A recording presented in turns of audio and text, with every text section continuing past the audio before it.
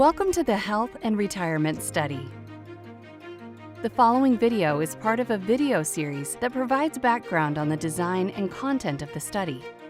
Support for the series is provided by the National Institute on Aging. This presentation on the RAND Health and Retirement Study family data is presented by Reagan Main, a research programmer with the RAND Corporation.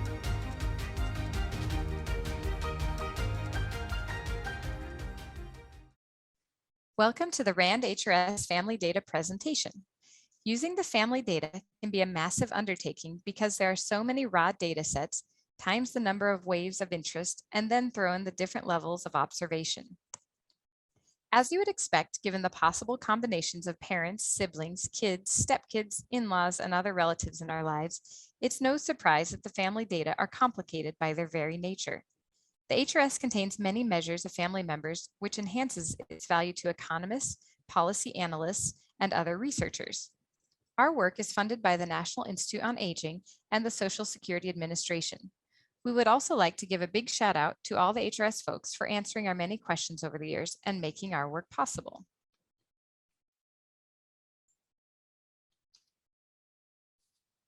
Why look at family measures? There's a wealth of information on family characteristics and behavior available in the HRS, such as social support, financial transfers, and intergenerational co-residence, just to name a few. With this kind of data, investigators can look at interesting interactions such as how are older Americans' labor force participation and family income affected by number of hours spent caring for grandkids, and how are they affected if the number of hours spent caring for grandkids is increased? Or, for example, do financial transfers from parents to kids change with a respondent's self-assessed likelihood of moving to a nursing home within 5 years? There are many challenges to the family data, and it can feel daunting. The data is so rich. The variables are found in multiple sections at different levels of observation. To link the data, we not only need a household ID and respondent ID, but as is also discussed in the RAND HRS presentation and lab, we also need the other person number, or OPN. Our objective is to present the family data in a more user-friendly form. Like our RAND HRS longitudinal file, our family data files are also longitudinal with observations from respondents who have completed at least one HRS or AHEAD survey and are easily merged with other HRS data. We have linked respondents' kids, parents, and siblings across waves and the kid families together within each wave. It is important to note that when we say kids, we are referring to the children of the respondents who are mostly adults, not actually children under 18 years old. Our RAND HRS family data files use the same variable naming structure as our RAND HRS longitudinal file. You can see that the first letter of the variable name indicates who the variable reports on. In this case, R represents the respondent. The next character is the wave number followed by the base name of the variable labeled variable stem. Following the variable stem, you will see the suffix KN in purple. The RAND HRS family variables often contain a standard suffix like KN, which indicates number of kids. We also have another option introduced with the respondent kid level file, where the first letter of the variable can be a K to represent that the variable reports on a respondent's kid, or a P to represent the variable reports on a respondent's kid's spouse, that is, a respondent's daughter-in-law or son-in-law.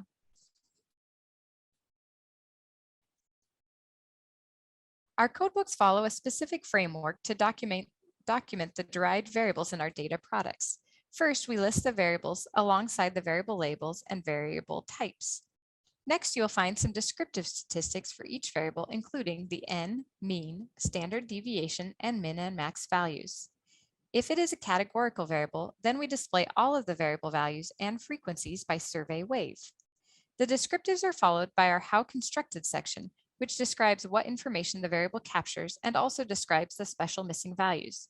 Following the How Constructed section, we document the cross-wave differences in the original HRS data where we discuss changes in the survey that impacted variable derivation and may impact longitudinal analysis. Last in our variable write-up is the HRS variables used section, where we list the names and labels of all raw HRS variables used to construct the variable. The raw HRS variable list can be very useful if you find a raw HRS variable of interest for your project. You can simply search our codebooks to see if we have utilized it in any of our derived variables. If we have a derived measure already cleaned and processed that fits your research needs, or that you may be able to modify to fit your project, it may save you countless hours of downloading all of the waves, merging the data, cleaning each variable, etc.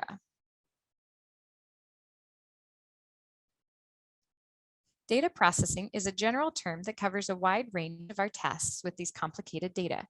We identify the relevant HRS modules in the raw data, link family members, construct longitudinally comparable variables, and assign special missing value codes. Let's look at an example using the RW live sib variables. In couple households prior to wave 6, the family respondent answered questions about siblings, including in-laws. In later waves, both respondents in a couple household are asked about siblings. In some of the early waves, as well as the later waves, raw sibling data has one observation for each sibling respondent pair. However, some waves have sibling data at the household level, and others have it at the respondent level. Regardless of how it was collected, we take care of the legwork of syncing the data across waves. We parse the HRS codebook and data closely for details that change across survey questions. We spend a good deal of time characterizing missing data. Special missing codes help account for all observations of interest. For example, family respondents answer whether any kids contribute to the household expenses. The question is only asked about respondents' adult kids living at home, so it is missing for kids under age 18 and kids living out of the home, as well as more obvious exclusions such as deceased kids and kids not in contact for the past year. The remaining missing may be due to non-responses like don't know or refused. Special missing codes may be helpful for investigators to understand who may be excluded from their analyses and how any covariate missingness may bias their results. This slide illustrates two of the challenges previously listed. There are 5 categories here, each of which represents one level of observation. Within each category is a list of sections from which we gather data at the given level of observation.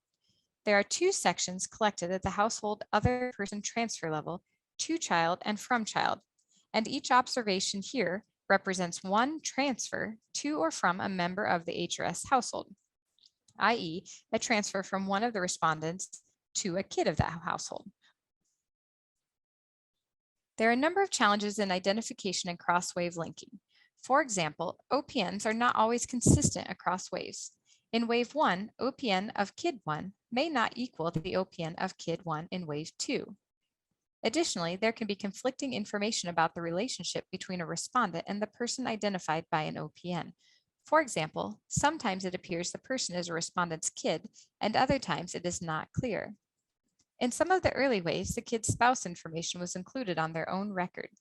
Beginning in 2002, kids and kid spouses have their own records. We have taken the legwork out of digging in at the raw data level and getting all of the kids linked across time, as well as the kid families linked across all waves and across the various other person files.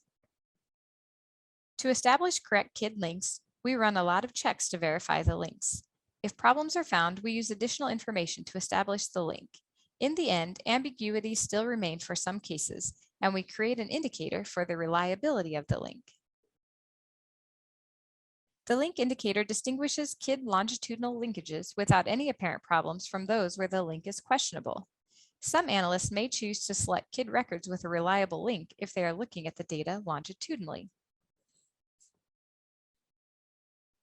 As we've already talked about, we provide 2 family data files. The respondent kid file includes an observation for every respondent kid pair. For example, if we have 2 parents, Jack and Jill, with 2 daughters, Amy and Ann, they will have a total of 4 observations in this file: Jack Amy, Jack Ann, Jill Amy, Jill Ann. There are basic demographic data for the kids such as gender, age, residency status, and marital status that will show up in both parents' records. Additionally, the family respondent of a household will answer questions on behalf of him or herself and his or her partner about kids' income and frequency of contact. However, there are measures which are specific to an individual respondent, such as whether a kid is included in a parent's will and whether a kid helps a parent manage money. In my earlier example, the daughter Amy will have the same data on Jack's record and Jill's record for gender, age, and income, but she may have different values between parents for measures on beneficiaries and helping. Now, thinking about the respondent file, it includes summarized data on kids. My example family will only have 2 records, one for Jack and one for Jill. Each record will include counts of kids who are co-residents, counts of kids included in their wills, and counts of kids who help manage money, just to name a few. In this family, these variable values will range from 0 to 2. For example, neither daughters help, or 0, one daughter helps, or both daughters help. The respondent file also contains data on respondents' parents and siblings. I will go into more detail on those later. Now let's focus on the respondent kid file. The respondent kid file is broken down into 3 sections: demographics, transfers from respondent to kid, and transfers from kid to respondent. Measures such as kids' years of education, home ownership, working status, and family income are also on this file. As mentioned before, within a wave, we pulled together family data from up to 11 different HRS sections. We work to make sure that kids' spouses and their kid data, where applicable, are linking in correctly. Then we make sure the kids are linked consistently to their parents across waves and to themselves. Once we ensure the across wave link quality, we develop generalized variables of essentially unchanging measures. Variables like kids' birth year, kids' years of education, and kids' relationships to parents are constructed with data across waves. And again, we can't stress enough how valuable the codebook is, as it contains much greater detail on each constructed variable. In this example, say you would like to determine which kids, if any, stand to receive money from a life insurance policy held by the respondent as of 2012. First, all respondents are asked question NT011. Do you have any life insurance? For those who answer yes, they will be asked question NT017. Who are the beneficiaries? Note that in 2012, there could be up to 9 individuals who could be named as beneficiaries, because the variables are numbered NT017 M1 to NT017 M9. You'll note that there are 2 response options highlighted, and each requires separate processing. The first box represents individual OPNs of people who are listed beneficiaries of the insurance plan.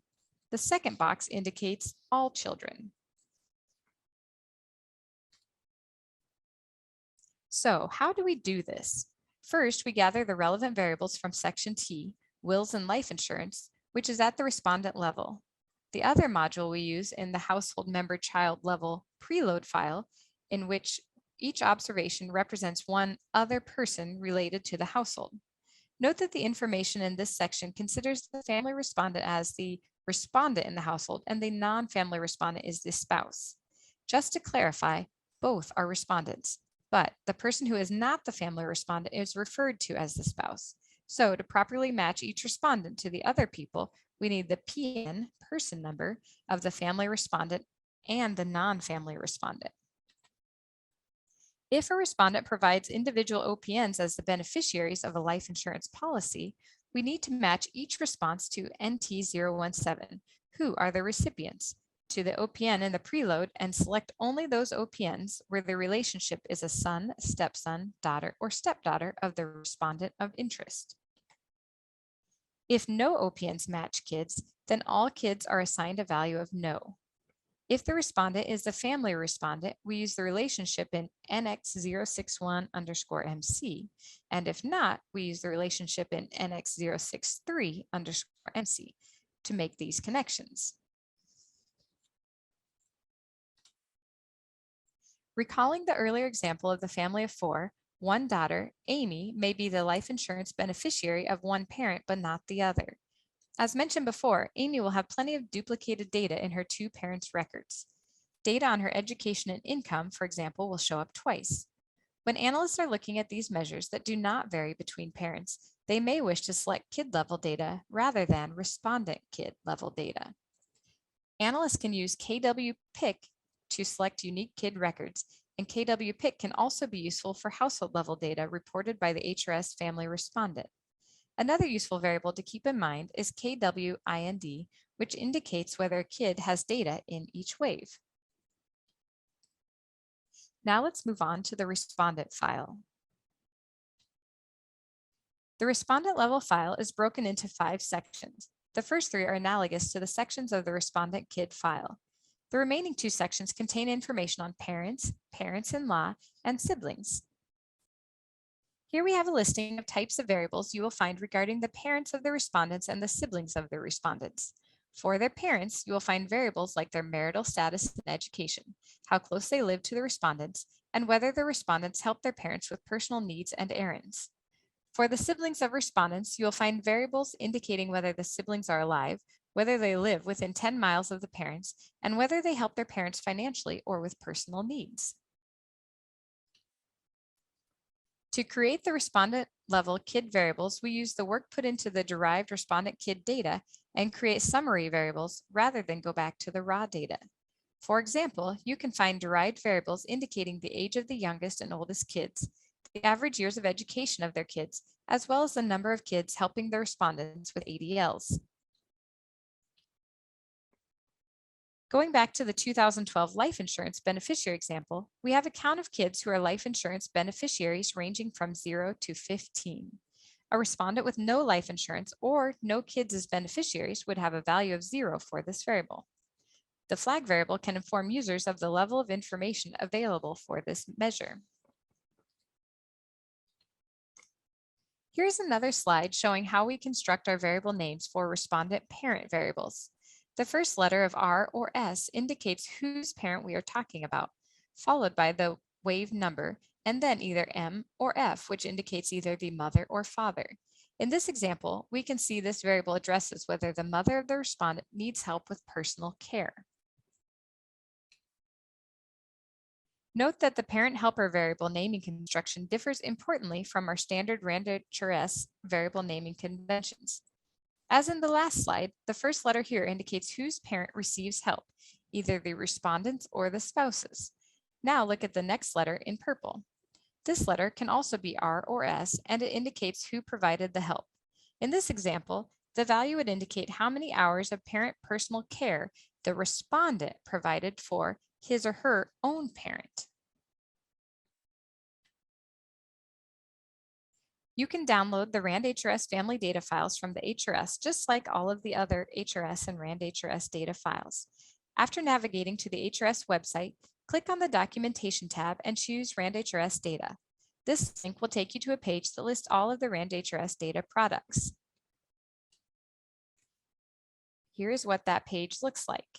You can find the RAND HRS family data under the longitudinal and crosswave data products in the right-hand column. As much work as the RAND HRS team has put into the family data, we still have a long to-do list. We do appreciate feedback from users to help make future releases more comprehensive and as accurate as possible. If you're planning to use the family data, please browse the codebook and other documentation available.